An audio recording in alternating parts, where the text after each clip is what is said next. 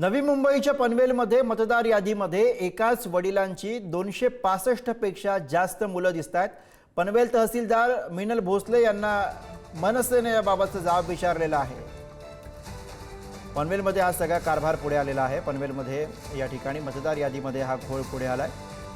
एकाच वडिलांची 265 पेक्षा जास्त मुलं या मतदार यादीमध्ये पाहायला मिळतात आणि यावरूनच आता मनसेने अधिकाऱ्यांना जाब विचारला आहे। तुम्ही लाईटली घेऊ नका पाटील साहेब, त्यांना सांगतोय मी काय करणार ते तुम्ही लाईटली घेऊ नका अजिबात। काय होणार मी सांगतो, ही माणसं येणार ना मतदानाला, यांना मारणार मी, चोपणार तिथे। त्यावेळी जे काय होईल त्याला तुम्ही लोक जबाबदार असणार, ज्यांनी मतदार यादी अशी घाण करून ठेवली आहे त्यांना चोपणार एकेकाला। आत्ता सांगतोय तुम्हाला, हे जर आले मतदानाला तिथे तुमची जबाबदारी आहे, तिथे नाही आले पाहिजेत मतदानाला, नाही तर मारणार त्यांना तिथे। आत्ता सांगतोय तुमच्या समोर इथे काय कारवाई करायचे, गुन्हे नोंदवायचे नोंदवा। हे मार खाणार तिथे जर आले तर तुमची जबाबदारी आहे। तुम्हाला जर नको असेल या सगळ्या गोष्टी तर आत्ता कारवाई करायला सुरुवात करा। ही नावं नाही पाहिजेत आम्हाला तिथे।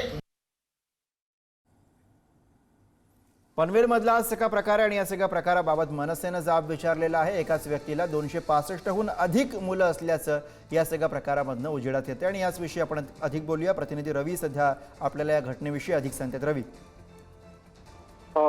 गुरु अगदी बरोबर। पनवेलमध्ये पुन्हा एकदा निवडणूक आयोगाचा भोगळ कारभार समोर आलेला आहे। 265च्या वर जी मुलं आहेत त्या एकाच वडिलांची आहेत असं मनसेने दावा केलेला आहे। खरं तर मनसे नेते योगेश चिल्ले यांनी हा दावा केलेला आहे। योगेश चिल्ले यांनी आज थेट पनवेलमधील तहसील कार्यालय गाठलं आहे आणि तहसीलदार मिनल भोसले यांना तो जाब विचारलेला आहे। पण त्यांचं असं देखील म्हणणं आहे की ही जर मुलं जर निवडणुकीच्या वेळी मतदान करायला आले तर यांना आम्ही चोप देणार आहे। मनसे पुन्हा एकदा आक्रमक झालेली आहे। खरं तर या अगोदर देखील पनवेलमध्ये असा प्रकार घडला होता, मात्र आता तर चक्क एकाच वडिलांच्या नावाने 265हून अधिक मतदार सध्या या ठिकाणी आपल्यास पाहायला मिळत आहे। त्यामुळे मनसे सुद्धा आक्रमक झालेली आहे। आता मनसे काय भूमिका घेणार हे पाहणं देखील महत्वाचं आहे। गुरु, अगदी रवी, धन्यवाद आपण दिलेल्या सगळ्या सविस्तर माहितीसाठी।